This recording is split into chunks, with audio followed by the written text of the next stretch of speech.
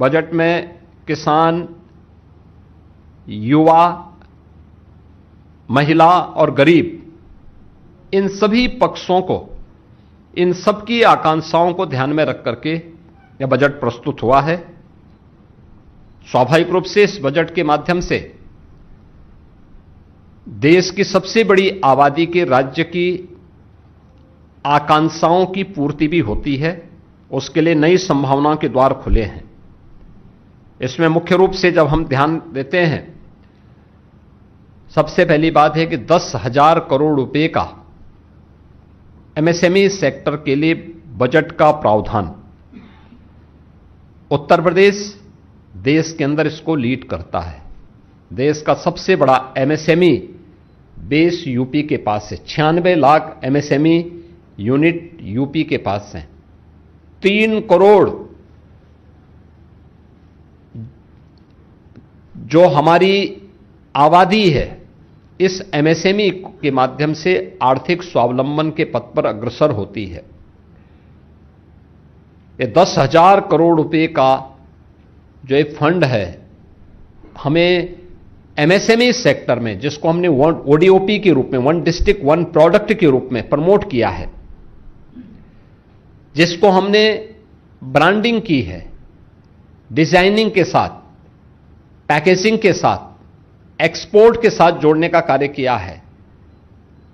हम लोग इस बात को महसूस करते थे कि हमने ये तो किया, इसने हमारे एक्सपोर्ट को बढ़ाया, इसने रोजगार का सृजन किया, अब आगे क्या?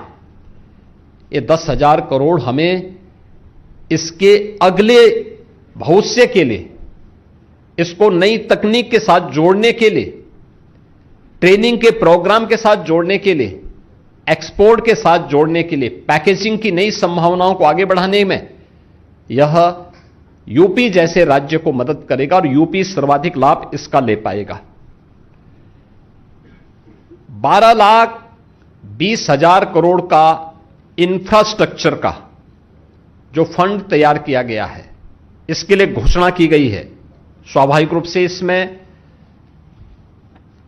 इंफ्रास्ट्रक्चर विकास का है, कनेक्टिविटी का है और भी अन्य सेक्टर को आगे बढ़ाने का, जिनमें 7 रेलवे के नए कॉरिडोर, दिल्ली वाराणसी, वाराणसी सिलीगुड़ी, ये 2 यूपी को प्राप्त हुए हैं। इन 2 नए रेलवे कॉरिडोर का लाभ यूपी की बेहतरीन रेल इंफ्रास्ट्रक्चर को, eastern and western freight corridor, ये दोनों यूपी से होकर के जा रहे हैं, जिसमें हमारा लॉजिस्टिक का सबसे बड़ा हब यूपी के अंदर तैयार हो रहा है। इसका लाभ यूपी को प्राप्त होगा। 20 वाटरवे, जिनमें यूपी के अंदर देश का पहला वाटरवे, इनलैंड वाटरवे वाराणसी से हल्दिया के बीच में प्रारंभ हो चुका है। हमने वाराणसी, प्रयागराज और इसको यमुना जी में भी आगे बढ़ाने के लिए अपने प्रस्ताव तैयार किए हैं। अयोध्या से हल्दिया के बीच में वाटरवे को संचालित करने का प्रस्ताव, ऐसे ही राप्ती नदी, गोमती नदी, इन सब में भी ये संभावनाएं, और मेरा मानना है कि इन वाटरवे का उपयोग हम यहां पर भी कर पाएंगे। एक इस फील्ड में भी हमें एक नया वो मिला है। दूसरा, कार्गो मूवमेंट के लिए इससे हमें बढ़ावा तो प्राप्त होगा ही, लेकिन शिप रिपेयर इकोसिस्टम को तैयार करने के लिए वाराणसी और पटना में 2 विकसित होंगे, तो वाराणसी का लाभ यूपी के इस वाटरवे, इनलैंड वाटरवे की सुविधा को और इस मूवमेंट को आगे बढ़ाने में, लागत जो कार्गो का और ट्रांसपोर्टेशन का जो लागत है उसको कम करने में इसके माध्यम से काफी हद तक मदद मिलेगी। इसके साथ ही जो 7 नए हाई स्पीड रेल कॉरिडोर घोषित हुए हैं, इसके दोनों, इसमें से 2 जो मैंने पहले भी कहा, यूपी के अंदर प्राप्त हुए हैं। यूपी को इसके माध्यम से हाई स्पीड रेल कॉरिडोर पर, जिसमें 300 से लेकर 500 किलोमीटर पर आवर रेलवे की स्पीड होगी, इस स्पीड को यूपी में इसका लाभ होगा। इसके अलावा बायो फार्मा सेक्टर में जो यूपी की नई संभावना है, हम सब जानते हैं कि यूपी इस दिशा में नए सिरे से काम प्रारंभ किया है। अभी कल ही यूपी में हमारी फार्मा की एक कॉन्क्लेव भी है, यानी हम इसमें पहले से काम कर रहे हैं। ललितपुर में हम लोग लगभग 1200 एकड़ क्षेत्रफल में एक नया, वहां पे हम लोग बल्क ड्रग पार्क के निर्माण की कार्रवाई को आगे बढ़ाए हैं। गौतम बुद्ध नगर के यमुना अथॉरिटी में हम लोगों ने मेडिकल डिवाइस पार्क की कार्रवाई हमारे काफी एडवांस स्टेज में है, हम उसको आगे बढ़ा चुके हैं। इस पर हमारी कार्रवाई तेजी के साथ आगे बढ़ चुकी है। लेकिन 10,000 करोड़ का जो बायो फार्मा के लिए धनराशि की व्यवस्था की गई है, एक ग्लोबल बायो फार्मा हब बनाने की दिशा में भारत को तो मदद करेगा ही। यूपी जैसे राज्य जिनके पास पूरा होमवर्क है और जिसने इस पर तेजी के साथ अपनी कार्रवाई को आगे बढ़ाया है, और कल ही हमारा यहां पे फार्मा कॉन्क्लेव भी है, जिसमें देश भर से इस फील्ड के स्टेक होल्डर लखनऊ में उपस्थित हो रहे हैं। यह हमें एक नई सुविधा आगे बढ़ाने के लिए मदद करेगा। भारत को एक डाटा सेंटर हब के रूप में स्थापित करने की दिशा में जो एक नए कदम बढ़ाने की दिशा में कार्य किए गए हैं, यह एक नई दिशा में हमें आगे बढ़ाएगा। खासतौर पर 22,000 करोड़ रुपए से अधिक के जो प्रदेश के अंदर हम लोग डाटा सेंटर की स्थापना का कार्य कर रहे हैं। यूपी के अंदर काफी बड़े पैमाने पे डाटा सेंटर के निर्माण की कार्रवाई तेजी के साथ आगे बढ़ी है।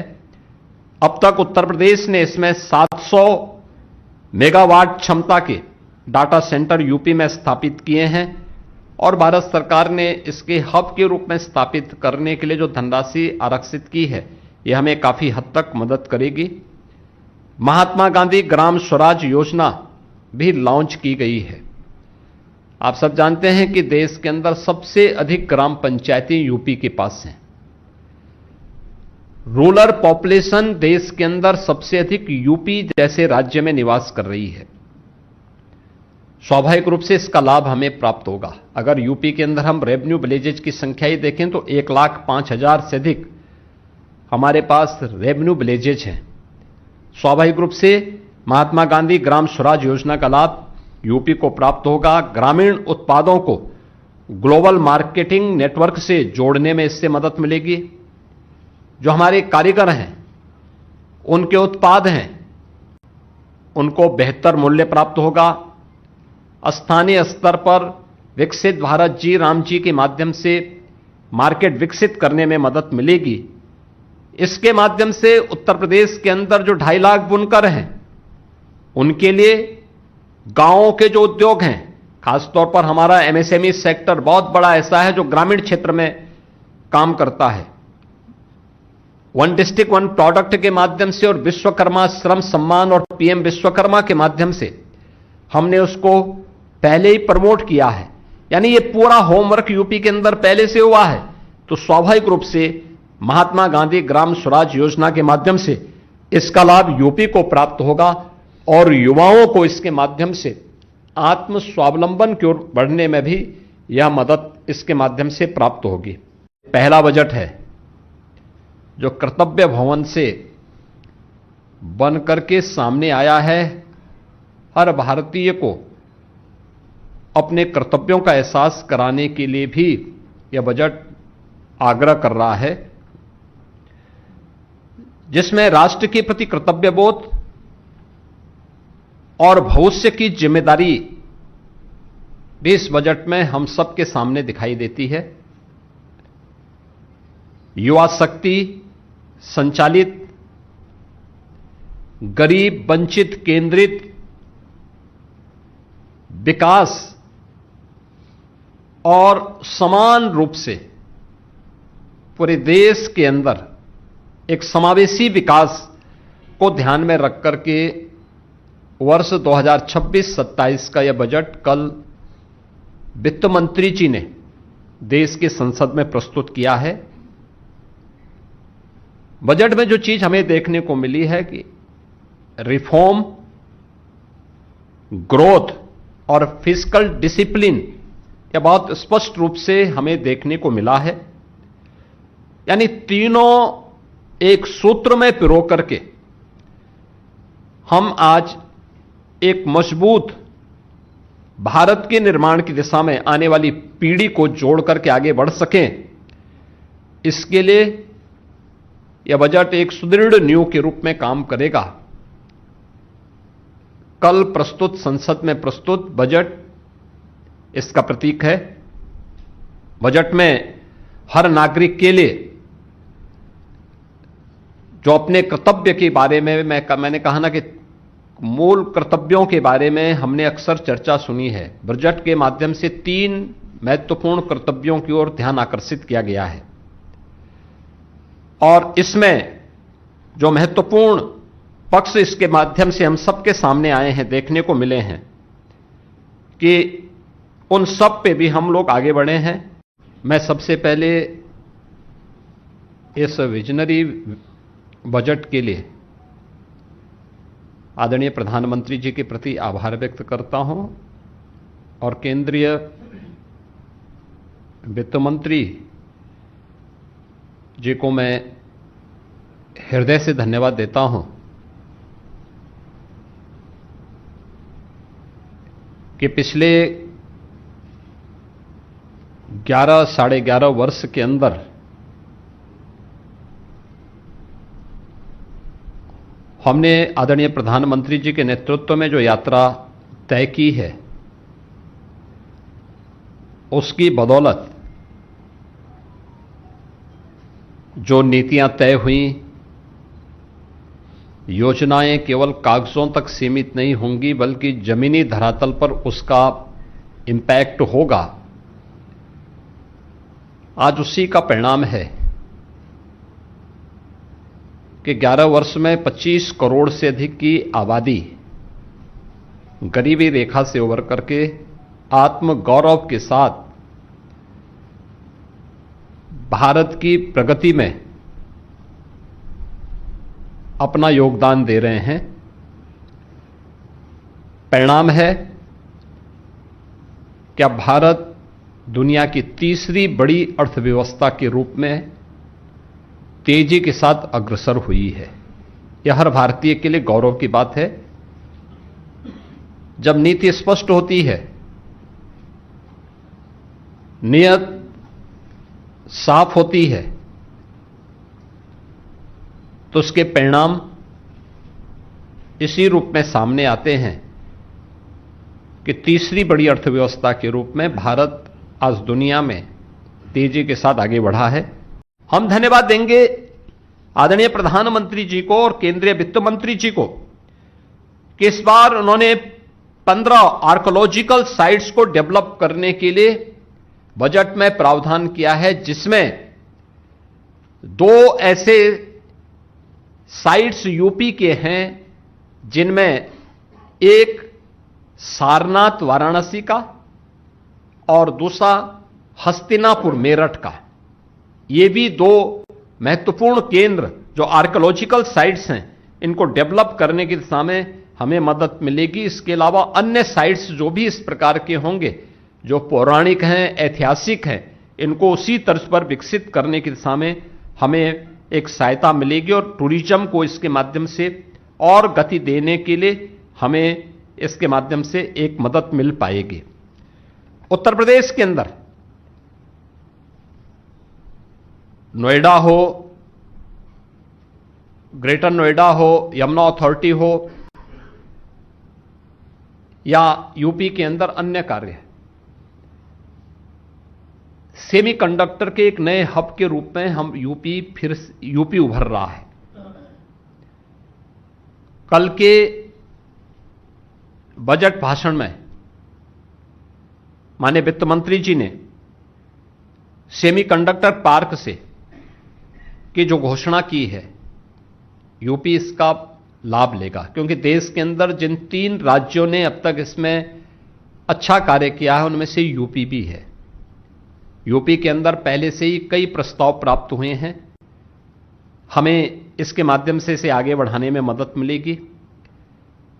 देश के अंदर टूरिस्ट गाइड को प्रोत्साहित करने के लिए भी जो कार्य प्रारंभ हुए हैं, 10,000 टूरिस्ट गाइड के प्रशिक्षण और उनके स्किल अप करने की दिशा में जो कार्य प्रारंभ होंगे, ये देश के अंदर अलग अलग पर्यटन केंद्रों में इसकी रैंकिंग जारी हुई है। यूपी के कई पर्यटन केंद्र इसके लिए हम लोगों ने तैयार किए हैं। स्वाभाविक रूप से युवाओं को व्यापक पैमाने पर रोजगार का सृजन इसके माध्यम से प्राप्त होगा। वैसे भी यूपी इस दिशा में एक नई स्थिति को प्राप्त कर सकता है। खासतौर पर जब हम इसकी बात करते हैं तो यूपी के अंदर इलेक्ट्रॉनिक मैन्युफैक्चरिंग की दिशा में अगर हम देखेंगे तो यूपी ने इसमें बहुत अच्छी स्थिति पैदा की है। इस बजट में लॉजिस्टिक के लिए भी काफी बड़ी संभावनाएं हैं और उसके हब के रूप में गौतम बुद्ध नगर, कानपुर के साथ ही वाराणसी को, क्योंकि देश का पहला वाटरवे यह वाराणसी से हल्दिया के बीच में प्रारंभ हुआ है, तो मल्टी मॉडल लॉजिस्टिक हब के रूप में वाराणसी को डेवलप करने की कार्रवाई को इससे गति मिलेगी और हमें वहां पर इन सभी चीजों को आगे बढ़ाने में इसके माध्यम से यूपी को प्राप्त होगी। यूपी के अंदर महिला कार्यबल को पिछले 9 वर्ष के अंदर हमने तेजी के साथ आगे बढ़ाया है। यानी जो पहले 12% था, जो 36% महिला कार्यबल यूपी के अंदर अलग अलग सेक्टर में कार्य कर रही है। पिछले बजट में प्रदेश को 7 ऐसे महिलाओं के लिए, कामकाजी महिलाओं के लिए हॉस्टल उपलब्ध हुए थे और हम धन्यवाद देंगे आदरणीय प्रधानमंत्री जी को कि इस बार उन्होंने हर जनपद में कामकाजी महिलाओं के लिए हॉस्टल की घोषणा की है। यूपी के 75 जनपदों का इसका लाभ प्राप्त होगा और यहां पर यूपी के अंदर जो वुमेन वर्कफोर्स है, जिसको हमने 13%, 12%, 12-13% से बढ़ा करके 36% तक पहुंचाया है, शहरी क्षेत्र में उनके लिए छात्रावास रहने के लिए उपलब्ध हो पाएंगे। एक सुरक्षित आवासीय सुविधा उन्हें वहां पर उपलब्ध हो पाएगी। इसके अलावा छात्राओं के लिए शिक्षा में बराबर की गारंटी के लिए भी, छात्रावास के निर्माण के लिए भी एक नई गति प्राप्त होगी।